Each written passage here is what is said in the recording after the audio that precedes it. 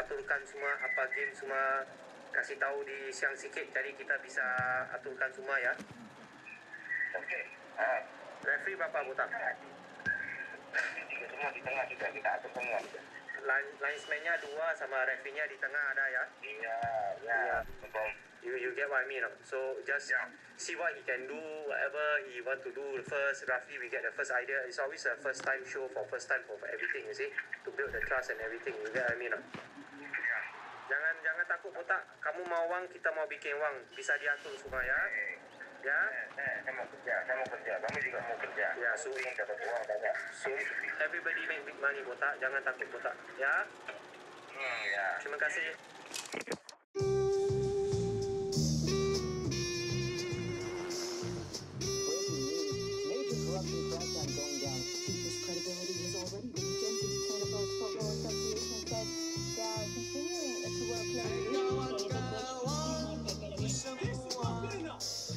Marilah kita bermain bola di lapangan.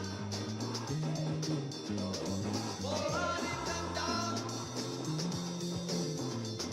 baru menyerang.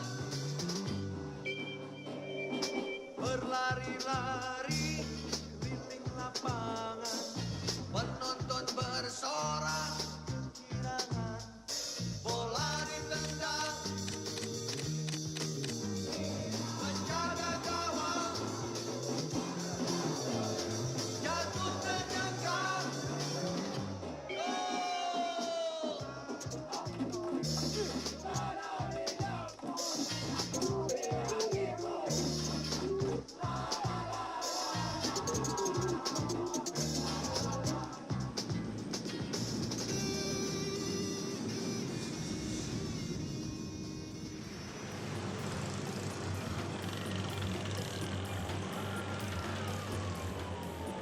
From first hearing that 5 teams were interested, it whittled its way down to 2. And then about a week ago, finally, one came forward and said, right, we're ready to sign you, come out here and let's talk. Nice to meet you. Your name? Simon. I'm signing for a full year. Could sign for longer, but to be honest, contract over a year out here is not worth the paper it's written on. If something goes wrong out here, you only get a couple of months to walk away anyway. So, but it does give you the option after 12 months that if you do really well, you can ask for more money and renegotiate your contract. I'm very pleased to be sitting here as head coach of Mitch Kruger going into the new season.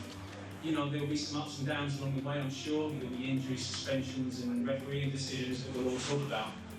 But at the end of the day, everything we do from here on in is about winning.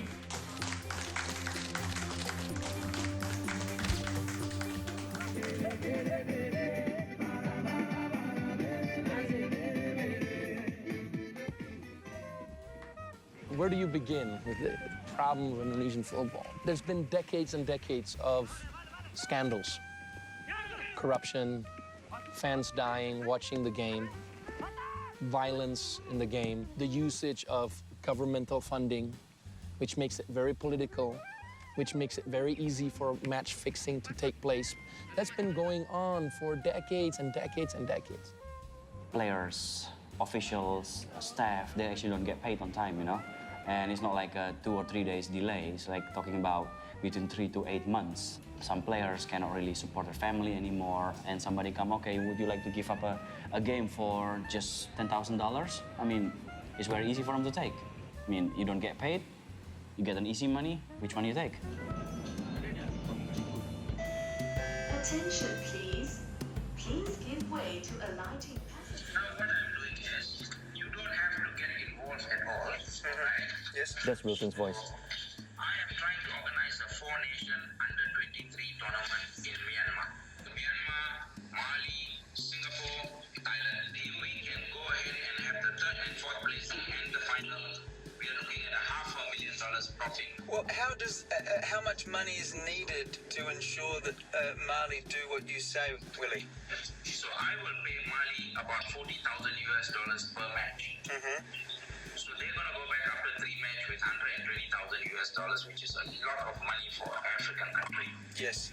Okay, so for Mali to Okay, it ends here. There are others. It's in my book. All the transcripts that we put in the book And how much betting for a game? 1 million for the 2010 World Cup warm-up qualifiers. So it's crazy, man. It's big money.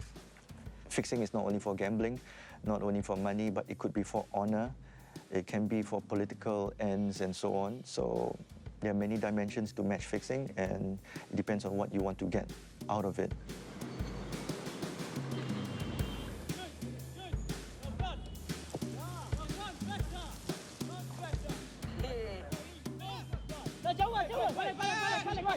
Good. Well, good enough. Short again. Good. Longer. No physio, no assistant manager, no goalkeeper coach. Yeah, disappointing with the organisation, to be honest. You can only work with the tools you're given. And I make you tired. I make you. Then I make you pass.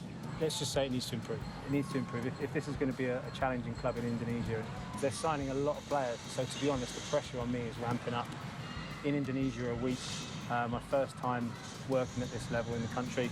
And yeah, the manager's saying to me now he expects to win the league. So as you do, I suppose, we spend that much money, but it's just part and parcel of it. This is something I forget all the time. They pray before a game. There's me chatting away through their prayer and they're all waiting for me to stop talking. So I've got to get used to that. Can't work out, well, it's certainly not Catholic, so I'm not sure what religion it is. Coaches have to overcome so many problems here that other coaches in Europe don't have to. Factors that has nothing to do with football that actually sums up whether you're successful or not, you know. Foreigners, whether in football or not, they have to adjust and they just have to go with it. But you do need a thick skin. Yeah, in terms of match fixing, that it is happening, and that's happening very, very often. And years after years, continuously, that is a fact.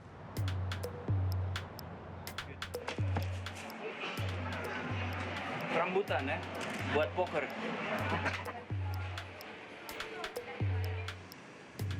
Football. Who do you bet for, Indonesia or Malaysia?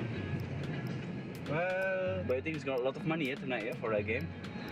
I don't gamble.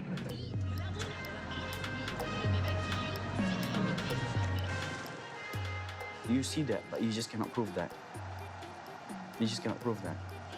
And you will have a hunch, you will notice it, you will think about it. It's like, this is a case, this gotta be a case, but you just cannot prove it. In a situation like a match fixing and stuff, the physio will not be approached.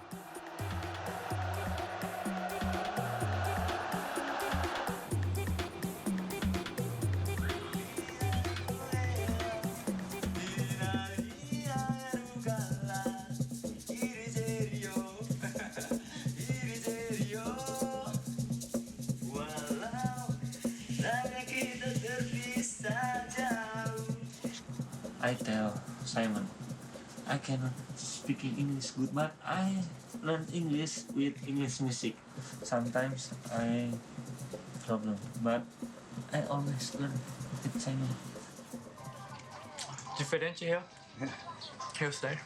Nickname in Brazil, Mini. Every time I see this, I like. Because first Koreans play in Brazil.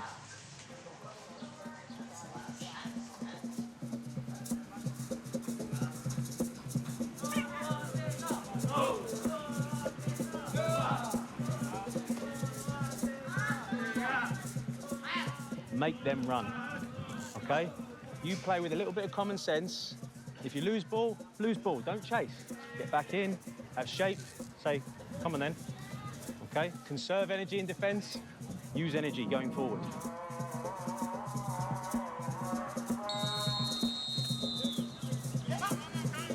Bobby, come and get the ball, Bobby.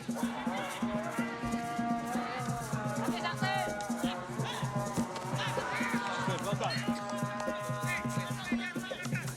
Advantage, we have the ball. Good, Lee. And he skips past the both of you. Come on, quicker.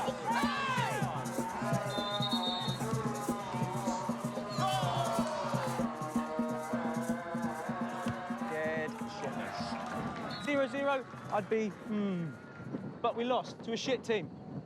They're not good enough to beat us. But they have. Now understand one thing. My teams do not stop. You play for my team, you fight until 94th, 95th, 96th minute. You don't just slow down. But today was more about me learning and them learning about me, and less really about the result. I thought the team we played against were a good team, but I think what we showed that we have a lot of ability, and we will get better and better and better. Today was just about learning. It was about understanding. So I'm happy. I don't like to lose. I never like to lose, but as far as what I've taken away from the game, I learned an awful lot about the players today. So that's good. Attacking the goal to your right against the Philippines. I've been plucked from relative obscurity in, Ryman South, and being given an opportunity at the national team of the Philippines, and succeeding with that and taking them to their highest FIFA rankings they've ever been in their history. Classic underdog story. I'm not a name. I'm not a Premiership manager. I've not worked in England at a particularly high level, but I've been given an opportunity, and I'm hugely thankful for everyone that just wanted me to do well, and it was an amazing feeling to come out of that with success. There's guys who work first-team coaches in the Premiership who've never been anywhere near a national team, and I'd like to think I could get another international team job eventually, but I need to take advantage of the opportunity that was given to me, and I need to, like I say, push it as hard as I can to make a career out of it. Wonderful, wonderful victory for the Philippines. Great results. The best ever. When Simon first went to the Philippines, football was not a popular sport. They didn't have their own league. They didn't have their own stadium. They had a national team that weren't competitive. Simon came in and changed all that, and that's going to be probably one of the biggest successes of his whole career. Oh, it's tough. It's not easy, and sometimes we might niggle at each other and take things out on each other because there isn't really anyone else that when you're at home, you've got your family, you've got friends, you've got a massive support network. But here, Simon and I literally vent at each other. Simon's like, oh, it's we're on the same team, and we are, but it's difficult.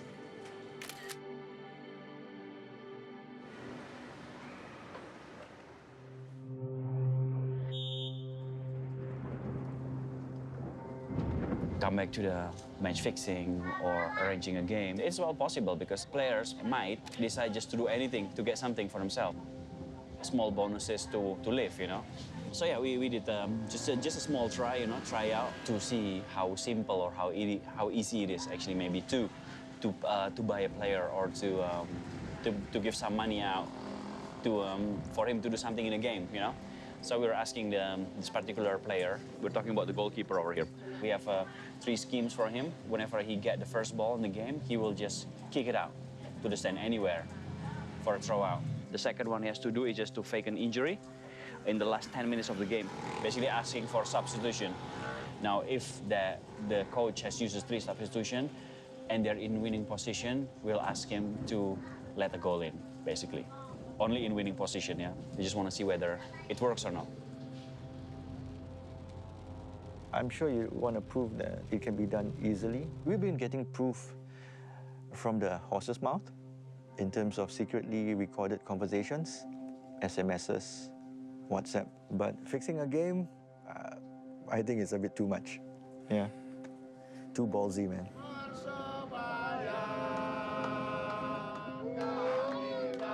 If you look out and see how happy the fans are, they're supporting their club all the way to the end. They're ready to die for the club, for the players. And at the end, the club themselves or the players, some of them just basically betray them. Betray them. Indonesia has got the best fans. They're just amazingly loyal, and they just long for their national team to win and be successful. And And I just don't see this as just soccer. You have to understand, soccer is just a mirror of what goes on throughout the country at any level. Football Indonesia semua dengan money. Semua dengan rasuah. Kalau untuk player, saya paling tahu. Karena saya sudah terjun dalam situ. Contoh, mereka beli Twitter, mereka beli website, mereka bikin satu kompetisi. Satu turnamen yang turnamennya itu belum dilaksanakan. Macam mungkin friendly match antara Persib Bandung melawan Surabaya. Tapi itu tak ada. Tak, rame di pasar Jurian. Semua pasang-pasang. Untuk besoknya main. Hari ini dikeluarin, tak, 1 hari 2 hari. Lepas itu hilang, tak. Ini kan untuk Asia tuh memang berbisnisnya begitu. Pasar taruhan tuh seperti begitu. September 2010, when my boss asked me to look into a story of Togo playing Bahrain, it turned out that the Togo team was a fake one. And after asking the Bahrain side who organized the match, they told us it was a company in Singapore called Football for You. We realized that it belonged to one Wilson Raj Perumal. The company was a front. It didn't exist. And we realized that this could be something bigger, you know. As a coach, it's very frustrating if you see things happening that are not normal. But you cannot actually say, oh, that was match fixing, because they don't do it that obviously. There are some people that don't want to do that, some referees, but it's got so bad that some managers actually give money just so that the referees don't ref against them. And you ref fair. Here's some money for you to ref fair. You know, it just is horrible. As a coach, it's just, why do you do that? Why you train? Why you pick players? Why you keep players happy? Why do you make amazing speeches, like Braveheart speeches before a game, you know? It's pointless. You know, why do you study leadership and psychology? Why do you bother scouting? How do they play and coming up with the appropriate tactics? And why bother all of that if in the 80th minute the referee just says penalty kick?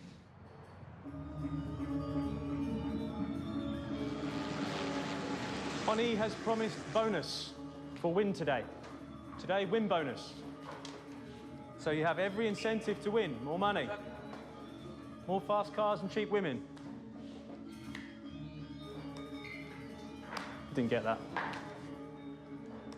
Stand up, be big, strong. Under 21s, Mitra Kuka. Strong. Okay, always stay in front, in front, in front. Go.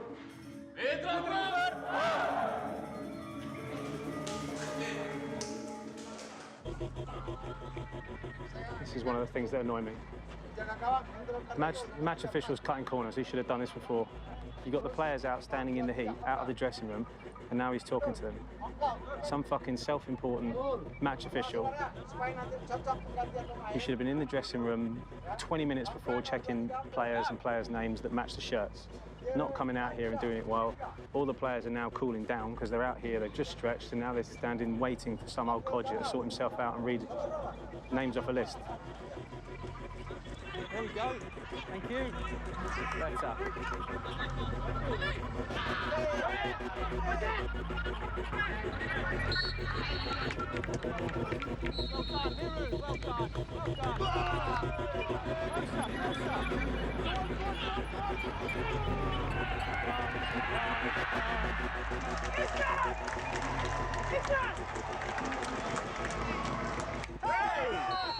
How many times?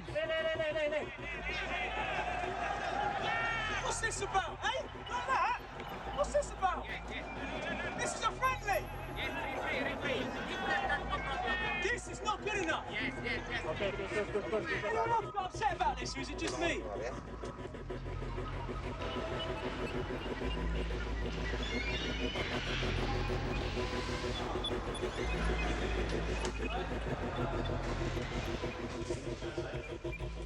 Okay, just stop and listen. Okay? 5 minutes, just stop and listen, then we can go, no problem. If you think that performance is going to win us the league, you've got another thing coming. You got bullied by 22, 21-year-old kids. You're professional footballers earning good money, and you're, not tackling, run past. You think we will win like this? You think we win games? No fucking heart! No heart! Just, okay. Okay. Lee goes in, gets a fucking elbow in the head. That's how much they want to win. I'm not happy in the slightest about how we got bullied every tackle. Who hit someone? If you think that is enough, then that's not. Concentrate. Okay? Understand? Good. Okay.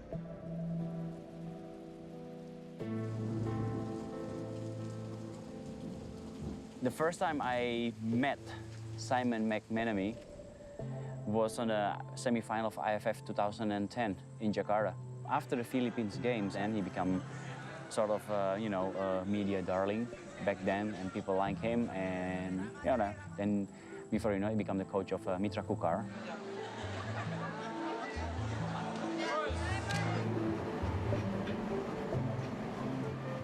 My close friends admire me for making the decision to give up my job and to come with Simon to follow his dream.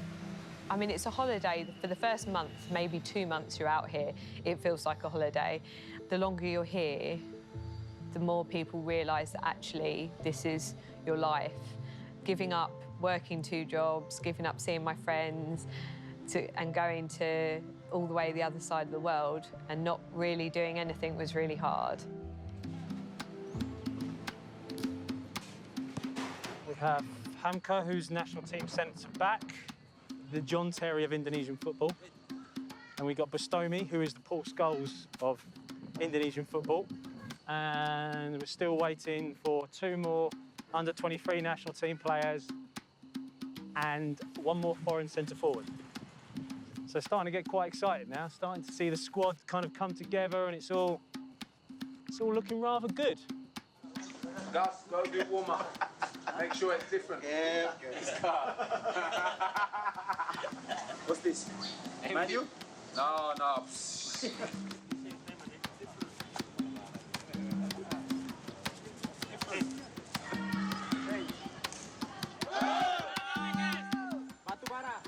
Players are trying to be more creative because they know they've got players that they can trust with the ball.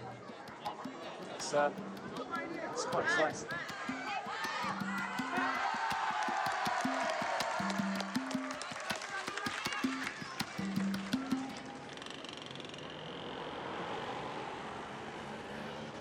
So first, just a friendly talk and just how he is and who's playing, where he's playing, what he's doing, and everything.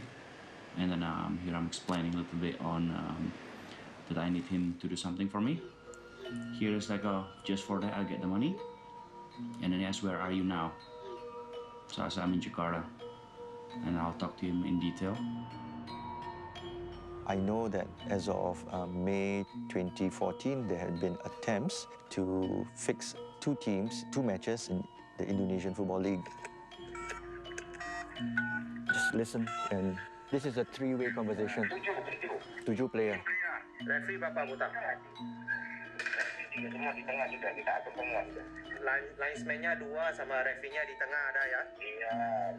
Iya. Ini kalau mau bisa bikin first time nggak mau salah, nggak mau miscue, nggak mau kalawang. Nanti sudah turun, sudah bicara betul-betul, sudah sembang betul-betul, baru kita bisa ngomong pasal duitnya. Sekarang saya nggak mau tanya apa-apa, nanti tanya, kalau nggak jadi nggak cantik juga ya. So he mentioned the 2 teams here. Tanggal 19. Okay, Tapa. Big money. Everybody make big money, botak. Jangan takut, botak. Ya, cantik juga ya. Terima kasih. Yeah.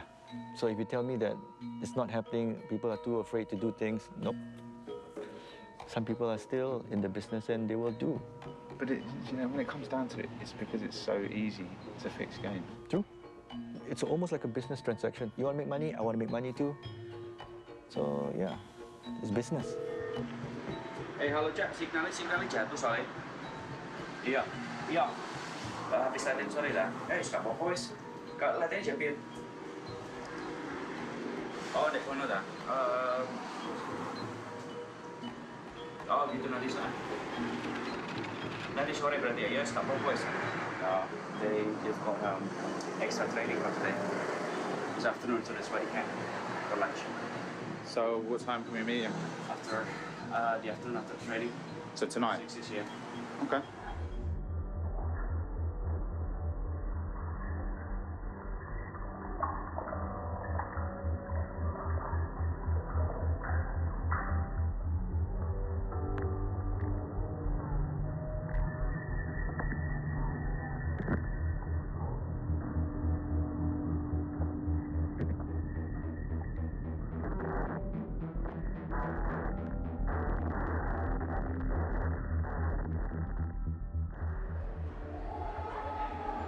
Biaya gaji lancar lah.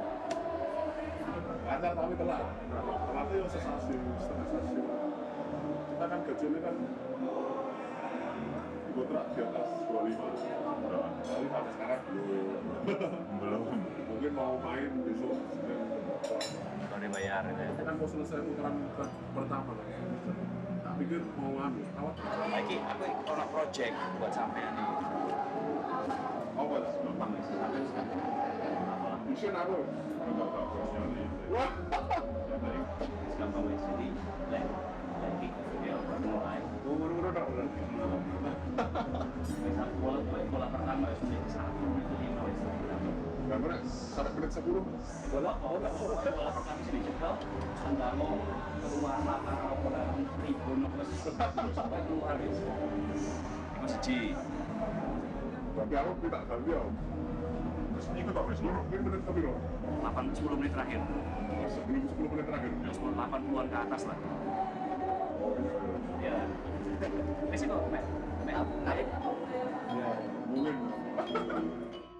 We're actually offering him a certain amount of cash, but then he said, well, after a deal that he will take the money after he's doing a job.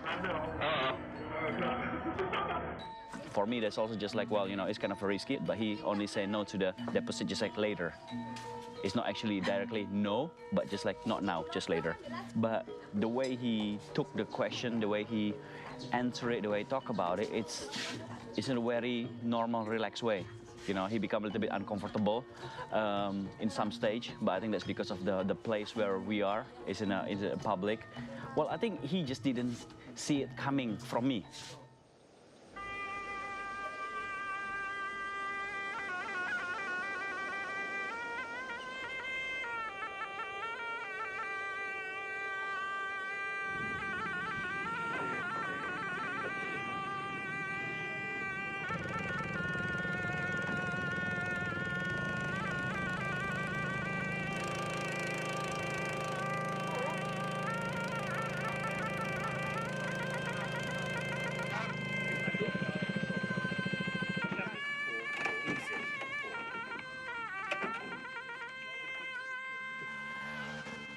This looks like it's just dropped out of Europe somewhere.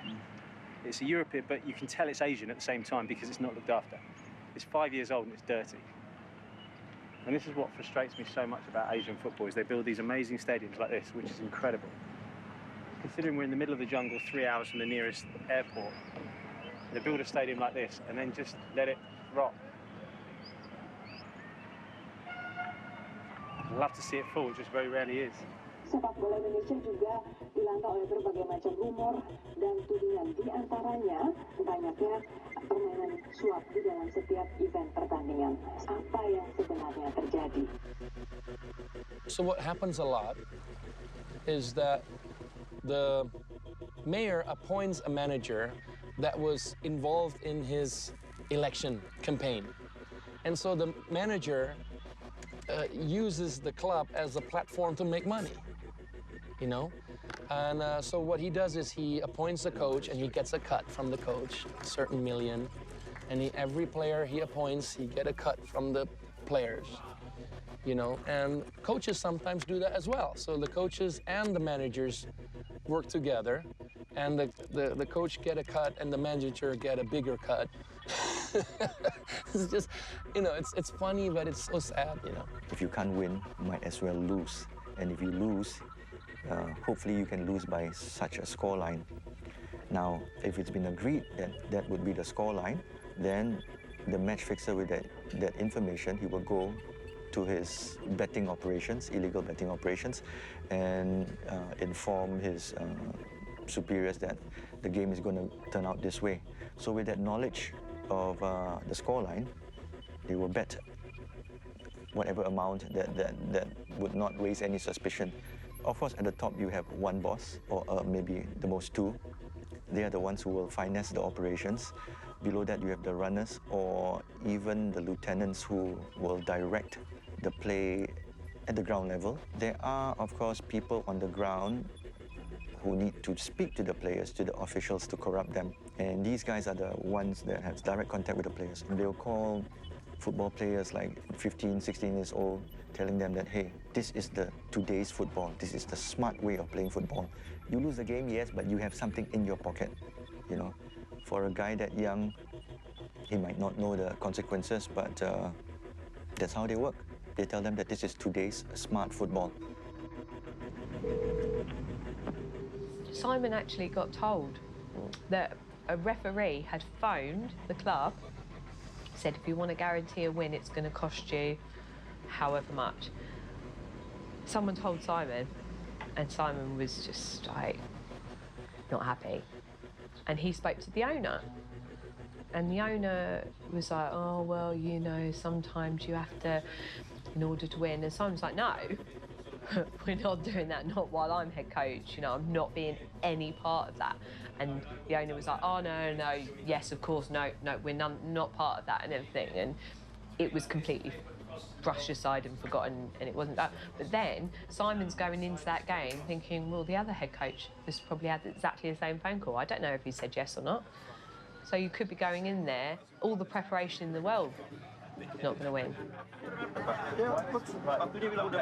Okay, we go.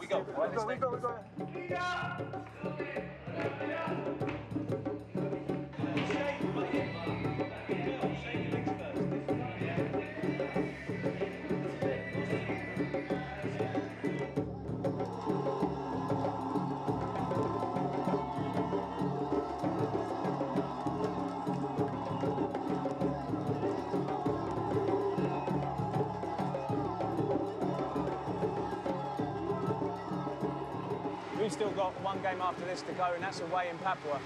That'll be a tough game, but it's important you win your home games. So we've got to take 3 points today to make sure that we can go to Papua, have a good fight, and if we take the 3 points there, that puts us at 33, 3 behind the leader. So fingers crossed that'll be enough. Okay, Coach, can you tell us about the last condition from your team? The team's in very good condition. We have 2 players who've come back from injury today, so we have no injury problems. Everyone is 100% fit, so everyone's very confident of the game today. I just get their team sheet. They have 4 substitutes. They can't even name 7 substitutes. That tells you they're struggling. That tells you they're struggling with injuries. That tells you they're struggling with suspensions. So that means from minute 1, you get at them. You don't let them out. You don't give them a break. The first tackle, the first header, you win. But we batter them. 3 points puts you 3rd. We have to take care of business today.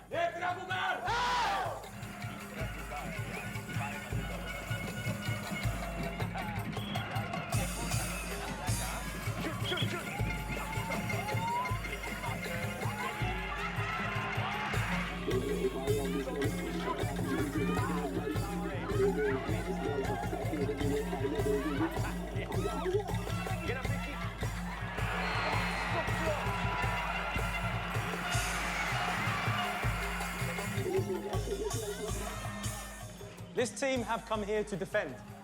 They've not come here to go forward. They've not come here to score goals. For them, it's damage limitation. If they can come away with a 0-0, they're happy. You get one goal, they crumble. They're finished. But you have to get that one goal. And we keep the pressure in the final third, because eventually they'll crack. They are not good enough defensively to handle you for the whole game.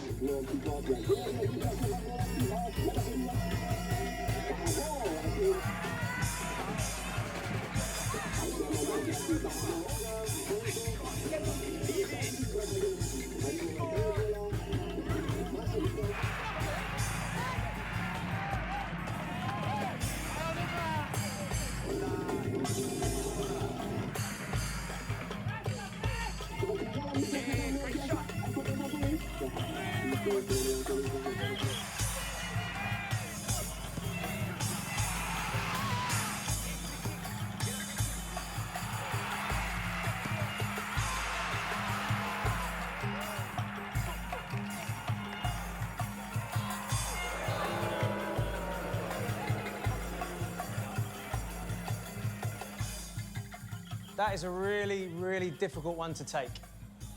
To dominate the game that much. For one reason or another, there was no luck with us today. Nothing fell. We've now got to go to Papua, travel 2 days, drive in a bus, stay in a crappy hotel. We've got to go to Papua and take 3 points.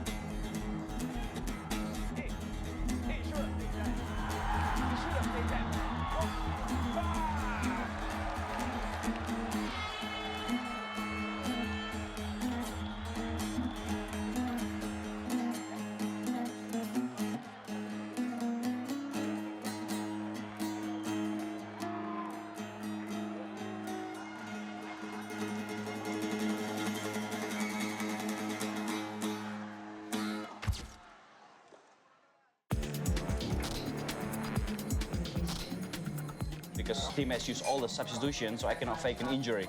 But because we talk about that, me letting a goal in, then I did that. I just confirmed in the WhatsApp. The game was very fishy from the beginning to the end, with all the red card, the injuries, the goals, and how it was defended, how it was being scored, and so on. So yeah, I think there's something else happening in that game. After the game, I call him. This time he arranged a place to meet in a coffee shop in a mall, one of the cafe there. So we get there, we have coffee, and then I try to offer the envelope, But I decided he didn't want to take it then. I think it's mostly because it's a very crowded place. He doesn't want people to see that there is a transaction going on. Then we grab a cab, and then we just drove away, and that's in the cab. where it's only me and him and the driver, that I handed over the money and he took it. No question, he just took it and said, "Oh, great, man, thanks. You know, this is like a bonus, you know, it's awesome, you know, it's a blessing, you know. Like, great, thank you." And it's like, in the back of my head, I think he was kind of hoping that in the future I would do the same again to him.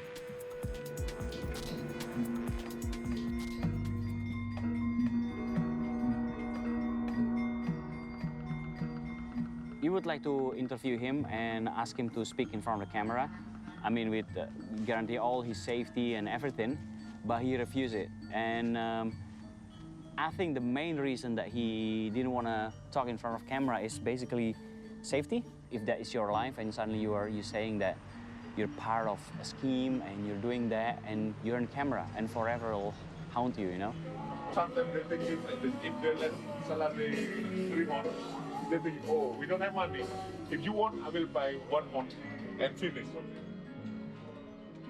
Sometimes players told players, okay, just give me 1 month and everything okay. Me too also, plus them. But about match fixing, everything, I don't know. If one day mafia coming to me, I will say to police, I don't know. If they give money, maybe good for me, maybe for forever, I don't want. So you not get paid? You not get paid for 3 months, 4 months, and someone gives you money, you say no? No, I don't want. I will go home. I will, my father. Yeah. Yeah, we were thinking, you know, I was thinking first just, you know, it's good to show him the footage and like say, hey man, see, you said I've never taken the money, but here you are, you know, and you did take it. But at the end we decided not to just, you know, because it's also just pure for his safety first, or the second that he will go and report to someone and we will be in trouble.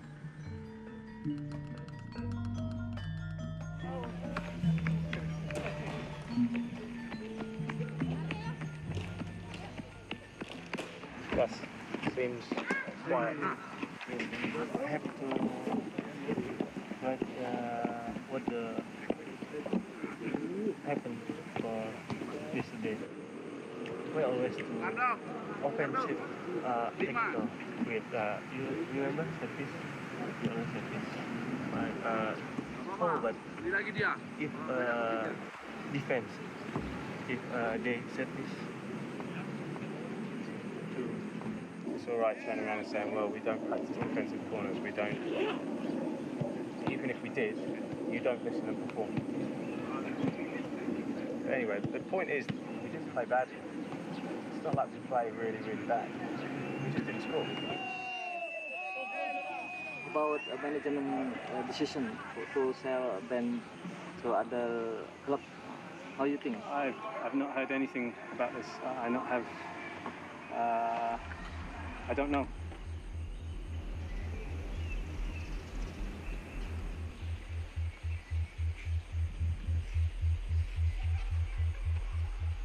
All good? Can give him a sack. What? Just both can give him a sack.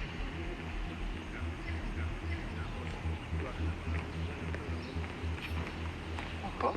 Just both can give him a sack. Oh, who? Which one? Where's the police?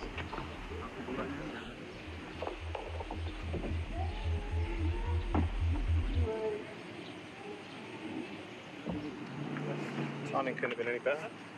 The club have decided that last night's loss wasn't good enough, and that in order for the club to develop, they need to bring in a new head coach.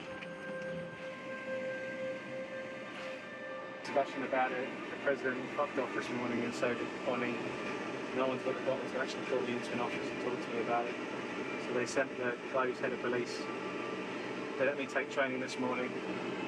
And they called us into the stadium and they put me chatting in the stadium and they said because we didn't reach our target of 8 points in the last 4 games.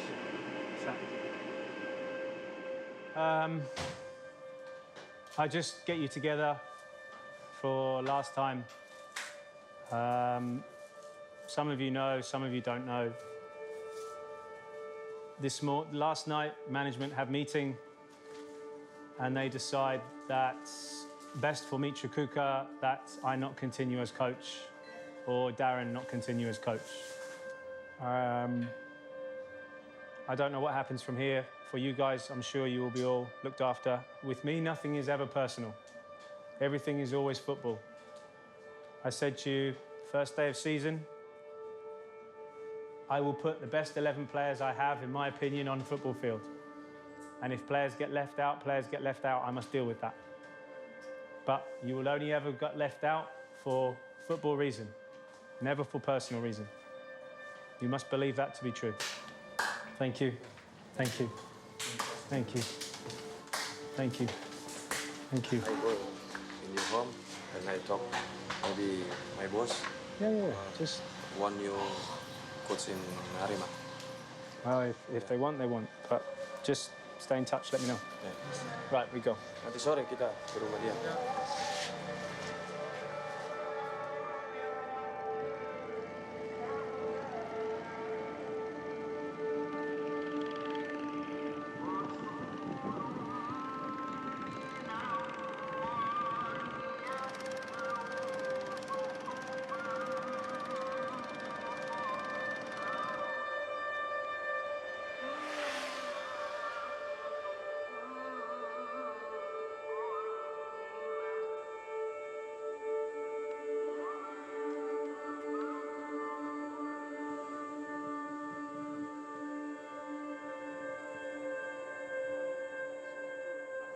I'm so sorry. I don't know what to say. There's nothing you can say. Don't worry. They don't deserve you. I fucking hope they get comfortable with bottom of the table.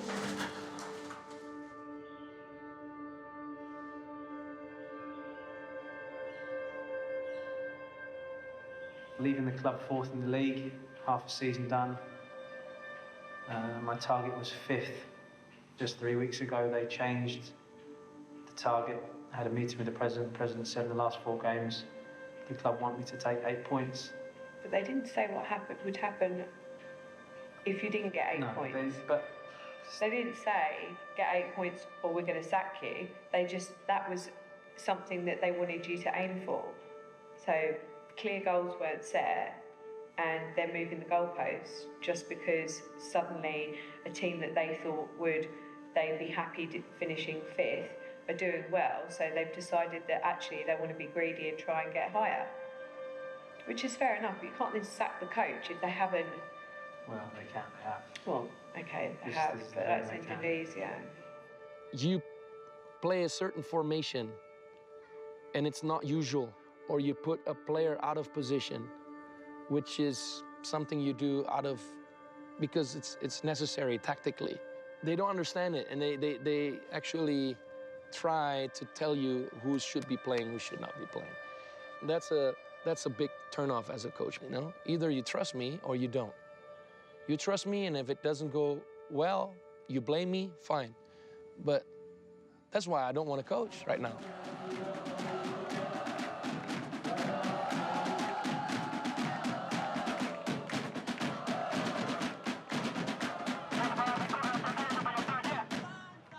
Today we're playing Surabaya Bayangkara United. I mean, man, I don't even know their name anymore. They've been changing it a lot this year. It's a team owned by police force in Indonesia. So I'm gonna expect a lot of police supporter in the stadium today. Well, I think with Simon McMenemy, I think he got a culture shock. That's how I see it, you know. He come with an amazing football strategy and tactics and game plan, but I think he missed something about the culture. If Simon probably understand that and managed to dig into that, I think he will do really good over here. Because I mean, he already people like him. Without doubt, the most enjoyable part of this job is standing in front of so many people every week, standing in front of so many crazy fans, appreciating the passion for your team and against your team, just witnessing people going mad over goals and penalties and free kicks. And the pinnacle of the last 3 years was the 2 semi-finals in the Bung Karno in Jakarta, in front of 90,000 people and an estimated TV audience of, I don't know, 400, 500 million people across Southeast Asia. You could work a lifetime and not get that opportunity. and to have represented a country at the same time. To stand as a head coach with a country behind you and listening to the national anthem and knowing that the whole country's at home willing you on and is an incredible feeling.